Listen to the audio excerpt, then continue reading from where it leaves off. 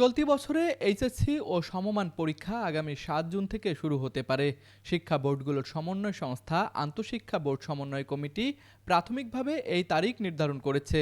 শিক্ষা মন্ত্রণালয়ের অনুমোদন সাপেক্ষে এই তারিখ ধরে চূড়ান্ত সময়সূচি তৈরি করা হবে। রোববার ২৯ মার্চ শিক্ষা মন্ত্রণালয়ের মাধ্যমিক ও উচ্চশিক্ষা বিভাগের সভাকক্ষে বোর্ড চেয়ারম্যানদের এক সভায় এই সিদ্ধান্ত নেওয়া হয়েছে। সভায় অংশ নেয়া একজন চেয়ারম্যান এই তথ্য নিশ্চিত করেছেন। তিনি বলেন, শিক্ষামন্ত্রীর সঙ্গে সর্বশেষ বৈঠকে দেয়া দিক নির্দেশনা এবং সার্বিক পরিস্থিতি বিবেচনায় আগামী ৭ জুন পরীক্ষা শুরুর তারিখ নির্ধারণ করা হয়েছে। এই প্রস্তাবে শিক্ষামন্ত্রীর অনুমোদন মিললে চূড়ান্ত সময়সূচি প্রণয়ন করা হবে এবং শিগগিরই তা প্রকাশ করা হবে। একই সঙ্গে এই বছর থেকে দেশের ৯টি সাধারণ শিক্ষা বোর্ডে অভিন্ন প্রশ্নপত্রে এইচএসসি পরীক্ষা নেয়ার সিদ্ধান্ত হয়েছে। এর আগে মাদ্রাসা ও কারিগরি এই দুই বোর্ডে অভিন্ন প্রশ্নপত্রে পরীক্ষা অনুষ্ঠিত হয়ে আসছে।